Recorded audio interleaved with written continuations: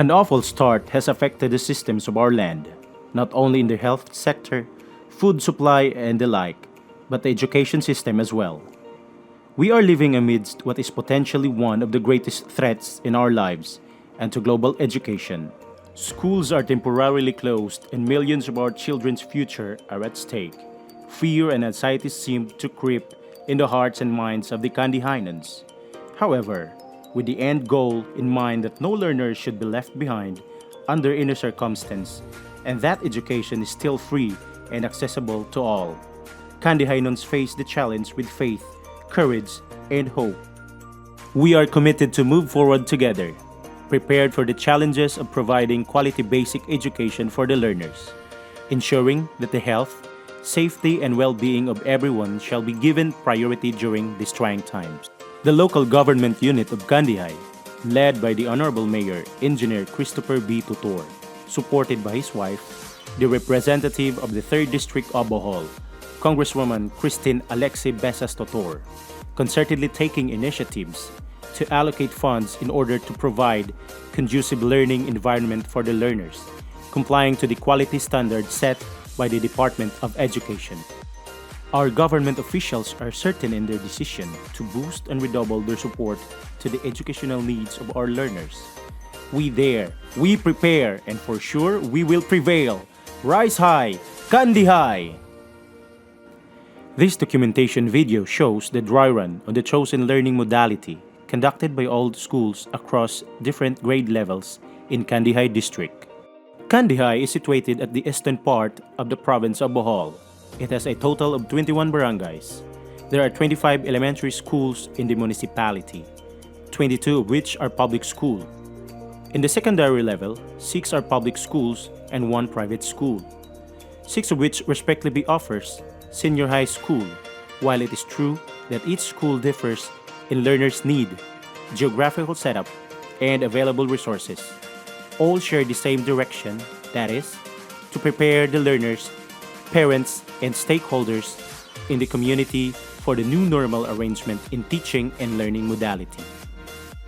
Before the implementation of the district and school learning continuity plan, several conferences and consultations have been conducted to make sure that every aspect of teaching and learning is well taken in choosing the appropriate learning modality. To carry out the future plans, several virtual meetings were done in the district and school level. The support of the local government unit in the municipal and barangay level and other stakeholders was also sought to ensure that safety and immediate dissemination of important information. To ensure that all students and parents are well informed, several platforms were used to conduct online and remote enrollment. Choices include posting of infographics outside the school gate and visible places in the community, mobile messaging and social media postings, conducting recorrida or pre-opening of classes campaign, as well as inclusion of enrollment announcement after each Holy Mass or church service were done. Hard copies of the LESF were made available at drop boxes in some dropping points, while some opted to enroll online. Based on the gathered LESF, majority of the learners in all academic levels opted for modular distance learning, using printed materials. The said LESF was used for the profiling of learners. Profiling of learners was based on specific areas, particularly in Purok and barangay level. In the verge of this displeasing atmosphere, this does not hinder the need of a young learner to be blessed of the things he must learn. Teachers sought a solution to continue in delivering instruction and bring out the goodness of the learner. During the preparation, the school conducted an orientation to parents and discussed how the learning process would be conveyed to young learners. Teachers crafted Kindergarten Worksheet Learning Experience Pocket, which consists of teacher-supervised activities, lessons, and worksheets covering the entire week task. In addition, digital materials like audio and video recordings were provided to engage learners and enhance their learning experience. Also, blocks of time was given to the parents for them to follow the specific task needed to be done for the week. Likewise, a drop box is placed in every cluster or purok of a particular barangay. The worksheets are dropped every Friday and retrieved by Friday the following week. Parents, who are the first teachers at home, help facilitate their children's learning. In addition, rewards for young learners were reinforced. To motivate them more, a star symbol was given to the child, especially if performed well, in worksheets submitted. Teachers then retrieved, compiled, and checked learners' worksheet for easy monitoring of learners' progress. Furthermore, ingenuity and initiative led the grade 4, 5, and 6 teachers to traversing in digital world. They have come up to this idea in a way to address those learners who can easily access digital learning. Teachers became digital class managers, executing well comprehensive digital video lessons for their learners. These digital videos have sought to be effective for the purpose of using these as supplemental materials to further learning. Aside from the printed materials, learners, on the other hand, find it interesting and engaging towards this new learning initiative. These were uploaded and posted online utilizing learning platforms like Messenger and Facebook. In this way, learning still takes place. These supplemental materials were given together with the printed self-learning modules during the distribution schedule. Since learners were still dependent to this process, parents portrayed an active role in doing following-ups for their progress as well as on facilitating them to digital aided instruction. In terms of concerns and follow-up, contact number and written query form were provided to parents or guardian. In this time of pandemic, the junior high school teachers of Candijay district had prepared for the new normal learning setup. School learning continuity plan, orientation to learners and parents, inventory, printing, and reproduction of learning materials were conducted. Also, the distribution team spearheaded the entire process. Learning activity sheets and modules are sent to different Dropbox outlets, situated in the learning spaces intended for the purpose. Teachers, with the help of parents, guardians, and/or elder siblings, monitored the process of the learners. For learners' queries, they can seek the assistance from the respective teachers, which may be reached through the messaging apps, SMS, or phone calls. Supplemental learning resources were converted to video or audio format and made available through USB or phone-to-phone transfer. This can be played using TV or radio at home in their own pace and time. The parents returned the students' answered activity sheets on the scheduled date. The retrieved modules were disinfected and then sorted out by subject and by section. The answered learning modules were checked by the teachers and result of students' assessment were communicated to learners and their parents. In senior high school, on the other hand, adopted the same process. First, planning. Second, pre-production, production, and sorting. Third, distribution.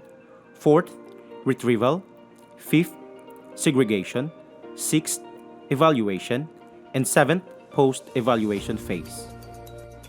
During the planning phase, tasking, dropping points, and committee designations were introduced. Learning materials were then prepared, produced, and sorted during the pre-production, production, and sorting phase. In terms of distribution, dropping points in every barangay were identified. Each dropping points was governed by teacher distributors. The answered learning activities were returned to the teacher distributors on the scheduled day. On the same manner, another set of learning materials were given. Parents took an active role in monitoring their student progress. Followed right after, the segregation team monitored the segregation process. It was segregated by grade level and subject. Segregated learning materials were then handed to the subject teacher for evaluation of student progress. Teachers provided feedbacks through mobile messaging or call. At the same time, parents were provided with teachers' contact number in case of any query. Finally, teachers were convened for a meeting to discuss the issues and gaps that occurred. Sa gipatigayon nga bag-ong learning modality pagkakaron, makaingon jud ko nga very challenging si Jano di ra sa teachers kundi apil pud sa atong parents and sa mga bata. Kay dako man gud nga adjustment sa atong mga gimbuhaton. And at first, lisod jud pod si Ja, pero kay mao lagi mangita man tagpagi para mas mapasayon ug para pod mapadayon ang atong pagserbisyo ngadto sa atong kabataan. And sayod pod ta nga sa atong sitwasyon karon, mao pod ni ang best and safest option na applicable sa atong sitwasyon. And commendable man sad kaadyo ang serbisyo ug ang pagpaningkamot sa DepEd nga gipaluyuhan po sa atong gobyerno para mapadayon ang pagkat-on sa atong mga kabataan. Maong ako personally, always jud pod full akong support ug cooperation sa bisan unsa man nga i-implement tungod kay kahibaw man ko nga para ni sa kaayuhan ug sa safety sa tanan. Mapasalamaton gihapon ko sa taga DepEd nga nangita din sila paagi unsaon nga ang mga bata di maundang sa ilang pagtuon. Usa man nakapamaagi nga ma-continue ang pagtuon sa mga bata sud sa danang tuiga. Nakahatag pod og kaayuhan sa mga ginikanan kay unang-una sa allowance nakaganar-ganar jud pod ang ginikanan, di na sila hassle nga mohatod pa buntag sadyo magdigamo. Ginahan di na maghunahuna og unsay ipang baon kada adlaw. Safety pod ang mga bata kay panahon karon nga nay virus, pandemic. Ang mga bata makaingon man ta nga safety kay makita man nato sa atong panimay. Intact tanan tibok nimong pamilya. Mao na nga sa gibuhat sa taga DepEd, saludo pod ko kay dagko sila gihatag nga kaayuhan sa mga bata. Dili lamang sa mga bata kundi apil pod ang mga ginikanan. Medyo nabaguhan jud ko sa bag-ong pamaagi sa pagkat-on kay naanad kong moadto sa eskwelahan kauban ang ahong mga classmate pero nagsugod na kog anad-anad kay kabaw ko nga ingani nga paagi ko makat-on labi na sa sitwasyon karon nga adunay pandemic pero nalipay pod ko kay mas dako nag oras nga mag-uban ning mama papa. While it is a fact that the pandemic stretches out our education to its most challenging fight, still the department discovers astounding ways and opportunities to overcome the struggles. With these booming threats towards the pandemic, Candijay District remains calm and responsive to this calling. Moreover, with the personages whom we call our stakeholders, we are forever thankful for they become the sole source of utmost support and to continually move ahead of life.